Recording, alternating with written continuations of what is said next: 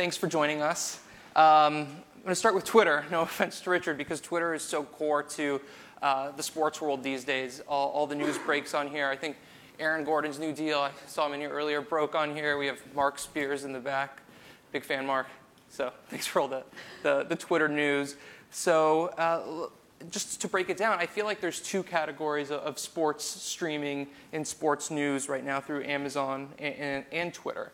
There's the live streaming element where you could actually watch a game. Maybe it's an NBA game, a WNBA game, an MLB game, NFL game. But there's also the original content side. I know Twitter was pretty well integrated in the app with the NBA Finals. You could see the box score on the top, the play-by-play, and then you could get live tweets with commentary from people from ESPN and the live show after that. So why don't we break it down by starting, what is Twitter doing on the sports side right now? What are your different offerings? How are you integrated? Absolutely. So as you noted, Twitter is really core to the sports experience. It stands to reason, right? Because sports really is something that has to be, by and large, consumed live. And because Twitter is a place where people come to see what's happening in the world in the moment, it lends itself beautifully to the sports experience. So what we're doing now is really the continuation of what we've been doing over the past several years, which is working with our content partners to make sure that all of the conversation that's happening around these things that are happening in the world are enriched even further by video content that our content partners provide. And so what that does is it makes the experience even that much better for fans because they get all this great content, you know, those amazing dunks, they get to see them again and again and again. They can share them with their followers, they can create memes about them, they can talk about them on our platform. And what it does for our content partners is it gives them extended distribution to a new audience that is getting harder and harder to reach. They're younger, they're more mobile, they're more global. So our content partners get that complementary reach to what they're seeing on broadcast. And what they also get is a proven model of monetization. So what we've been doing over the past 5 years is partnering together with all of the major leagues, teams, and broadcasters to bring their content to the Twitter platform and allow advertisers to sponsor that content and put it into the timelines of their targeted audiences. So, you know, that extends, again, the reach of the partner's content. It helps those advertisers reach the audiences that they're looking to reach. They're really the most valuable audiences when they're most receptive on Twitter because they're there to see and talk about what's happening. Well, and Richard, obviously, we know Amazon, of all the big tech companies, is sort of at the forefront of the original video streaming, and Amazon has started diving in a bit with sports. There was the Thursday Night Football deal. Can you talk us through what Amazon's take is on sports and where you want to see sports integration going with Prime? Sure, thank you. So Amazon has been offering digital video for several years now, and our focus has really been on premium content. And so our customers who go to the Prime Video app on their devices, whether it's a phone or a tablet or a TV, are looking for great content to watch. And we've been primarily focused on movies and TV shows, and we will continue with an effort there. But sports is a new category for us, as you said, Mark. And the reason that we're looking at it is we know a lot of our Prime members are sports fans. And sports is the definition of premium content. And so it's an area that we're starting to get into. You mentioned Thursday Night Football last season. We're going to be streaming Thursday Night Football again this season to customers in the US and around the world. And we have other sports offerings as well. Cool. So whenever you sign up for a new cable company, you might look at it based on regionally. So if you're living in Los Angeles and you want to watch Laker games, you have to get Spectrum. If you are in San Francisco, you have to get the local network if you want to watch the non-nationally televised Warriors games. But if you just want to buy one single package to subscribe to all of the local games, it's sort of all over the place depending on where you are. There's League Pass, it covers some of that. What can Twitter and Amazon do more of specifically for NBA games or other leagues in terms of tapping into local teams? Is there potential for direct deals with a team, for example? Because right now the cable companies have some of the direct TV right deals. What about the major tech companies? Yeah, I mean, from Twitter's perspective, we really see the opportunities for our content partners being having live content be part of a multi-dimensional strategy, because certainly it's great to watch the games and participate in the conversation that's happening around them, and where we can, where the rights allow, we certainly pursue those partnerships. But we also see a huge opportunity in having the highlights and the moments outside of the game window that fans are also really talking about. And as I said before, we're also selling sponsorship around this content. And what advertisers really want to do is surround that full fan experience. So that happens during the live window, but it also happens throughout the conversation about each sport and each team. We do have, like I said, both league relationships and team relationships.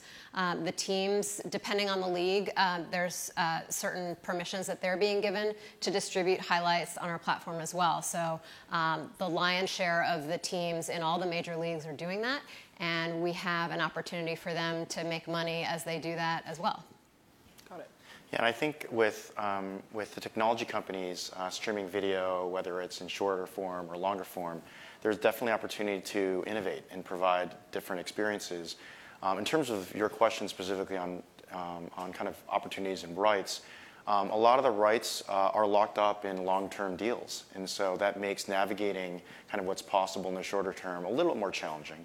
But you mentioned NBA League Pass as an example, and there are other direct-consumer, over-the-top digital subscription services that we think are really exciting. And so at Amazon, we offer not only content that you can watch as a customer in Prime Video for no extra charge, but we also make content available to watch through subscriptions, through our Prime Video channels business. And with channels, what you can do is subscribe to subscriptions like an HBO or a CBS All Access and consume it all within your Prime Video app. And Amazon's actually providing the back-end infrastructure and handling all the customer service and kind of the elements of managing the subscription.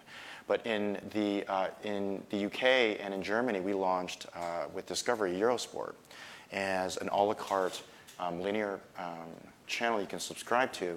And it just broadens selection for our customers. We're trying to bring more and more content to our service, not requiring people to sign up to big packages or anything like that, but giving flexibility and choice. And we launched our channels business in Japan a couple of months ago. And one of the channels that we offer is called JSport, and they aggregate different types of sports content, including motorsports, rugby, and a few others as well. So there's a couple different ways that we're looking to make different types of sports content available.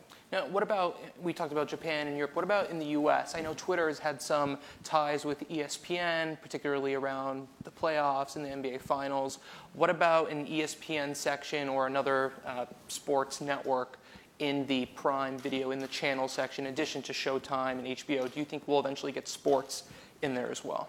Our goal is to offer broad selection. And so any of the services that are available today, we would love to partner with them to make them available to our customers. I think what the thing is that we're seeing customers looking for in terms of their video experiences, the thing that's worked so well for the pay TV business for decades is you turn your TV on and you know your favorite channels, and it's really easy to start watching whatever it is that you want.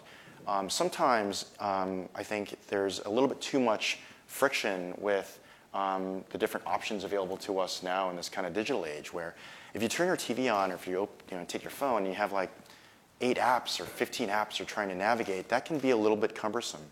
And so what we've tried to do is try to create a little easier to navigate experience, and offering a lot of different selection and driving discovery around that has been really working for us. What's for both Twitter and Amazon, what's the long-term vision for sports? Do you eventually see breaking sports out into its own individual app, whether that's on a phone or on a Fire TV or an Apple TV? Do you think it's always going to be integrated? Do you think it should be its own thing as it continues to grow, this merger of technology and sports? Where do you see sports on your platforms in 3, 5, and even 10 years from now? Yeah, I mean, I would say sports is going to continue to be one of the most dominant things on our platform because it really does play into the DNA that is Twitter. And I see that, continuing into the future. I also think that sports has the advantage of being part of our lives, not just as the games themselves, but sports has ramifications over many more aspects of our lives. And so I think the conversation around that is not sticking to sports. It's full-featured. So I think we are going to continue down the path of making sure that fans continue to come to our platform. We super serve them with a product experience that gets them, to your point, to the content that they're looking for, and gives them the best conversation around it. We know that our Prime members in the US and around the world are really passionate sports fans, and so we want to offer content for them to watch within our Prime Video service. And I think over time, there's opportunities for us to really not only expand the breadth of content we make available through different ways, whether it's us licensing exclusive rights in Prime Video or us offering channels that you can subscribe to for an incremental fee. But there are a lot of other integrations you can imagine us looking at, whether it's retail or otherwise, that could really make an immersive experience. So let's talk about business models, right? Because we have Richard and Laura, totally two different ways of making money here. Twitter, obviously, is a free service. There's no subscription. If I want to tap into any of the live deals, I can just watch it on the Twitter app if I have an account. But on the Amazon side... Actually, sorry to interrupt you, but it's actually for logged in and logged out users. Okay, so logged in and logged out users. But so, big audience. On the Amazon side, it's part of a Prime subscription, right? Is this part of a base Prime subscription at that normal, it's the $99 a year? It's $119, right? Right. And in the US. Right. And Thursday Night Football is an example, and we're streaming AVP beach volleyball as well here in the US. Is available as part of the Prime membership for no extra charge.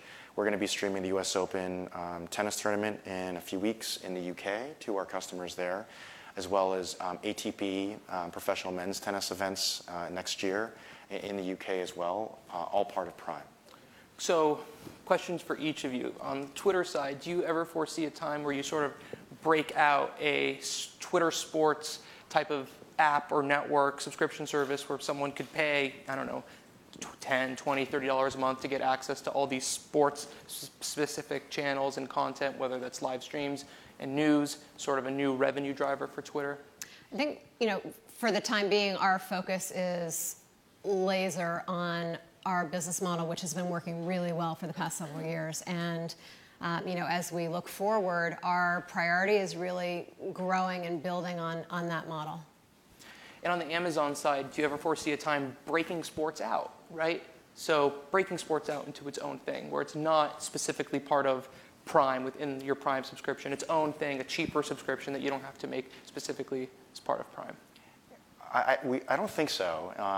I think our current plans are to integrate sports content and have sports be one of several different types of content you can consume. And our goal is to try to make the experience as personalized as possible. And so it is easy for you to get up and running. And so what you may see, Mark, when you open up your Fire TV as an example, could in many ways be different than what I see, depending upon what it is, not only that we are entitled to, but what we're interested in based on what we've watched.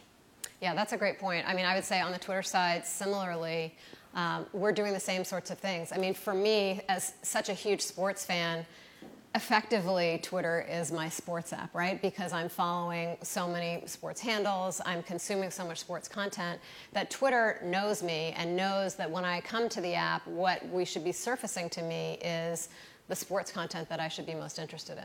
What about a sports section, right? Because it knows that I follow, ESPN, all these, NBA players and teams and whatnot. But what about a section, like a news section, just for sports? Yeah, I mean, I think, I've been in the interactive business for a long time now, and I think over time, what people tend to learn is that it's hard to move people into one specific destination.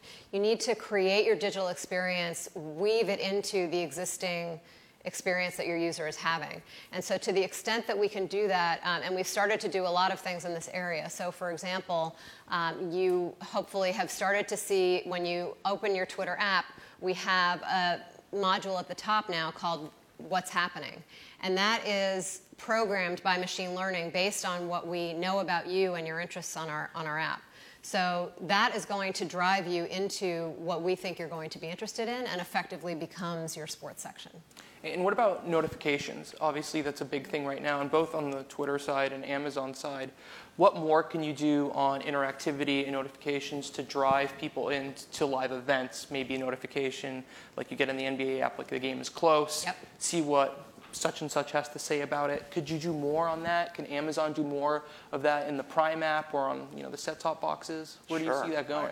I think the answer is yes, for sure. It's just still kind of early days for us as we continue to think about how to engage our customer base and notify them kind of in a timely way. Our service has been an on-demand focused service, and so there hasn't really been kind of a timeliness element to it, right? When you want to start binge watching a show, you just turn on the app and start playing something. But with sports, obviously, it's very different. And so we've started to do some notifications around mobile and otherwise for sports.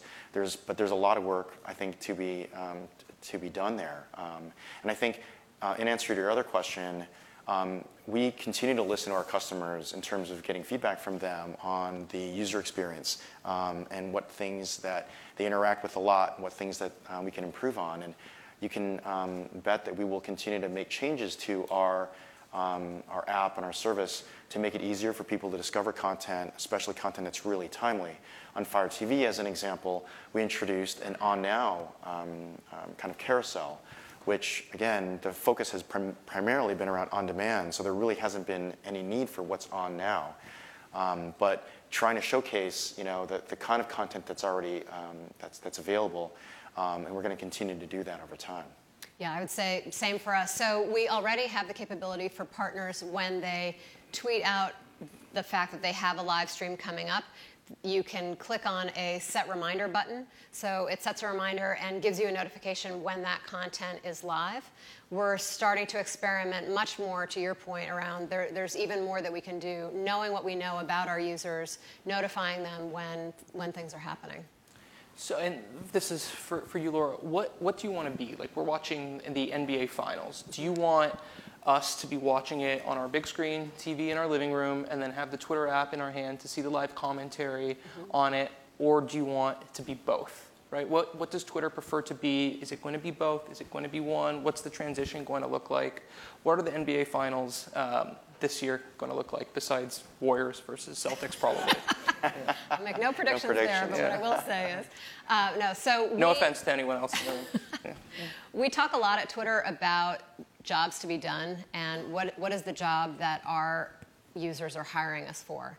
And it really just depends on where they are and what they need. So there's also an old saying that people will tend to gravitate towards the best screen available. So if I'm at home, I am probably going to be watching on my 50-inch big screen TV, and I've got Twitter to have the complimentary conversation at the same time. But if I'm out at the grocery store, or if you're a parent at your kid's soccer game, you want the ability to follow along with that conversation wherever you happen to be. So we will continue to do that job for our users wherever they happen to be. And in terms of on Twitter NBA streaming, are there live streams right now?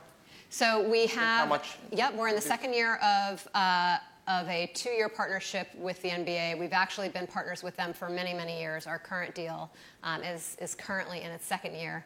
And we have 2 live shows that were created by the NBA in partnership with Turner exclusively for Twitter.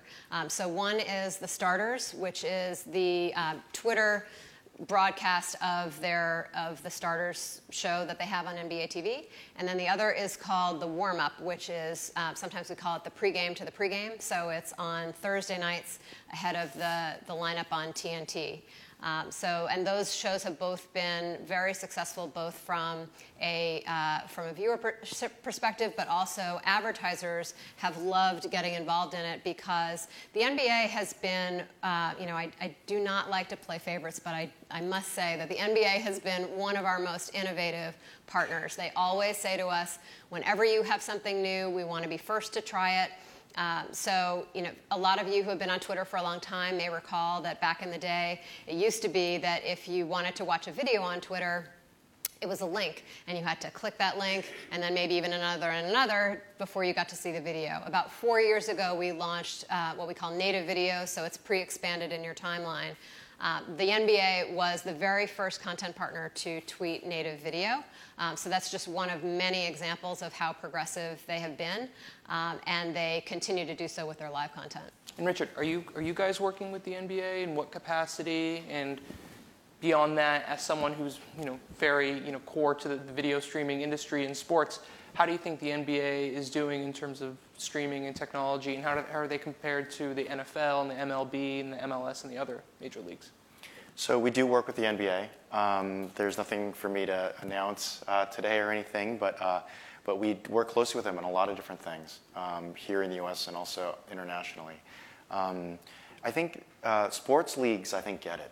They need to make sure that the product that they offer is relevant across age groups and demographics, and also not just with the U.S. focus. NBA has been, very forward-thinking in not just elements of making the game exciting, keeping it relevant, keeping it kind of at the cutting edge of technological advancement, but also looking internationally for growth. But I would say the other leagues are also very much thinking that way, and looking to leverage whether it's technology or innovation to help drive that and kind of tell that story. The previous discussion this morning about storytelling, I think, goes to everything that we're doing at our companies as well. It's about giving our customers things to engage with because they find it compelling. And so I think there will be a lot of exciting innovations to come from the NBA and other leagues as well. Yeah, I think the point you make about the international aspect is a super important one. Most of our league partners are really exploring strategies of how they can grow internationally, and so the ability to work with platforms that provide a global audience is super important to them. I should have remembered to mention that we are live streaming WNBA games as I sit here in my Elena Deladon kicks. And when we stream those WNBA games, we get tweets from all over the world saying, thank you so much. There's no other way that I could watch my favorite players play. We get tweets from the players because the WNBA unfortunately doesn't get as much visibility, obviously, as the NBA. And so, to have that visibility on a platform like ours is super important to those players and that league. So how's that going? WNBA plus the other sports leagues that you stream. How many people are tuning into these games? Which games are getting the highest viewership? Are people watching the game and flipping in and out? Are they only tuning in for maybe the fourth quarter or down the stretch in the 8th or 9th inning? What's going on there? Yeah, so our numbers on average for WNBA are about 800,000 per game. Some of the games have exceeded 1 million viewers, which is super, super exciting. It definitely varies league to league. And again, like we were saying earlier, it really depends in terms of, if you're sitting at home, you may be watching on TV and you're using Twitter as your complement. But if you are out and about, your chances are you're watching the stream on Twitter for a longer period of time.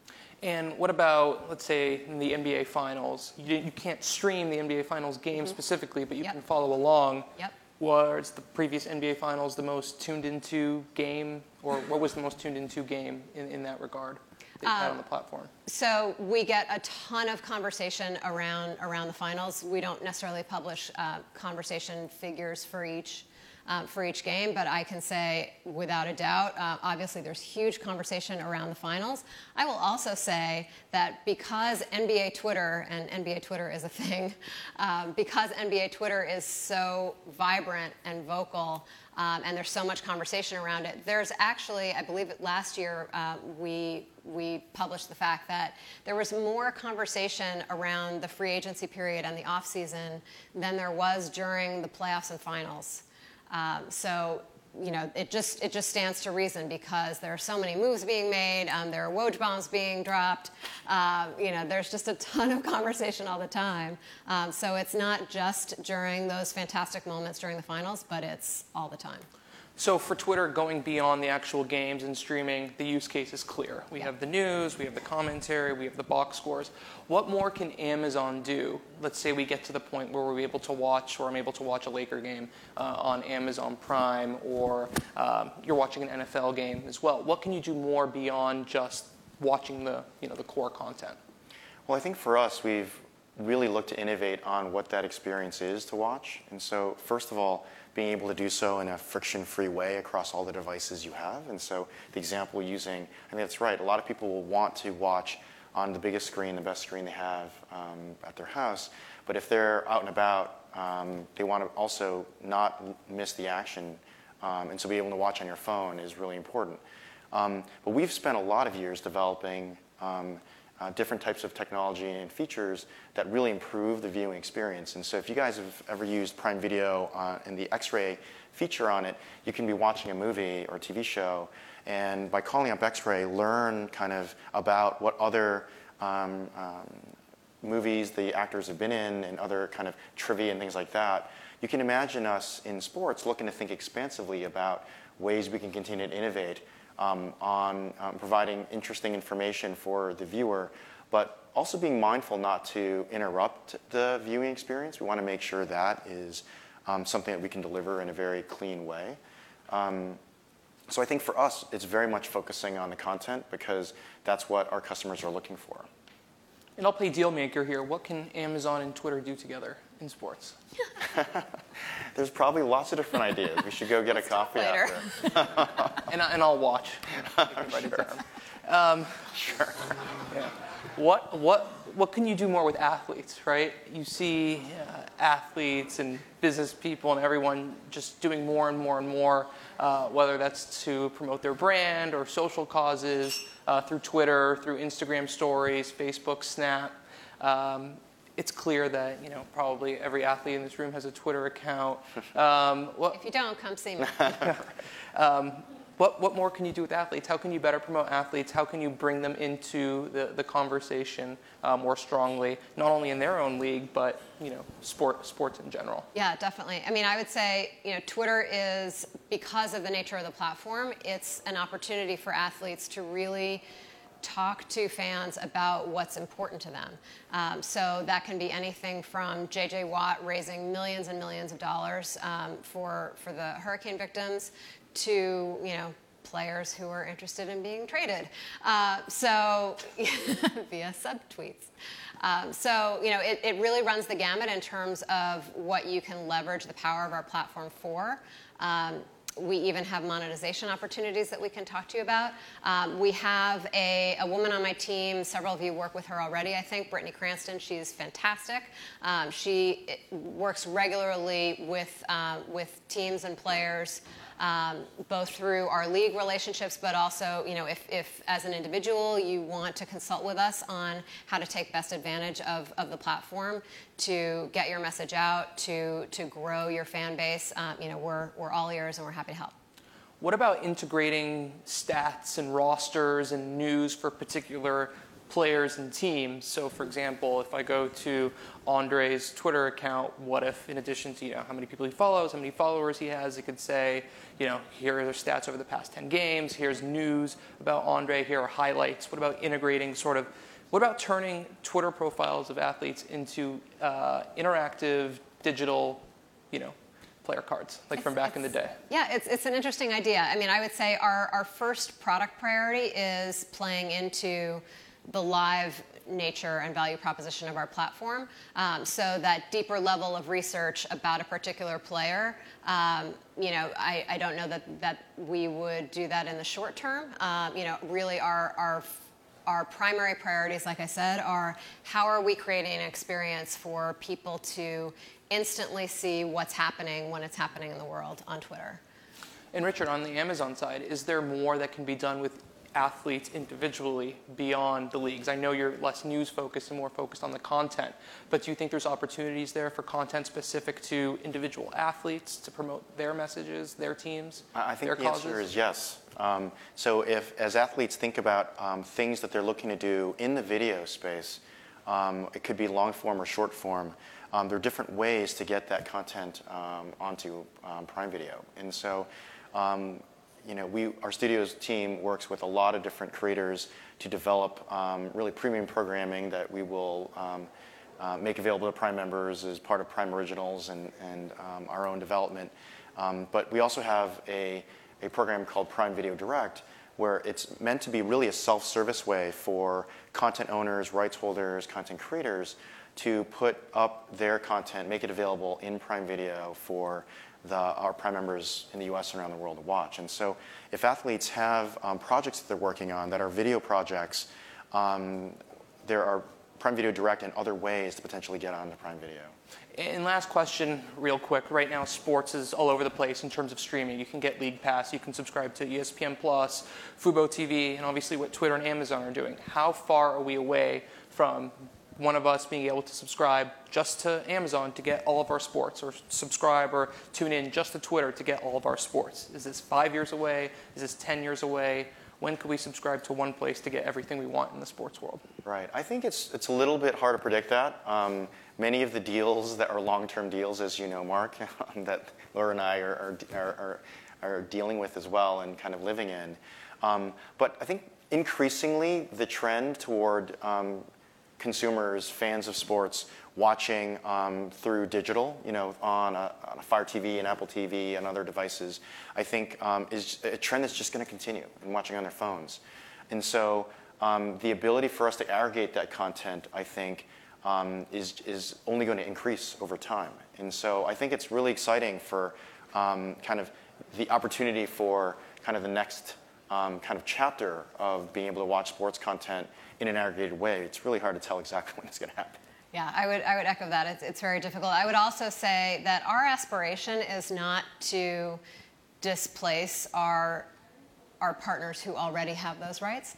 Our aspiration and what we've already been doing and what we're looking to continue to do is to be a complement to our partners who have those rights. So we are extending their audience. We are, like I said earlier, it's a younger audience, it's mobile.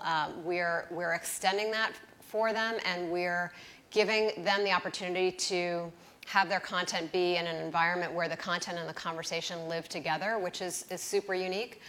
So that's going to continue to be our focus,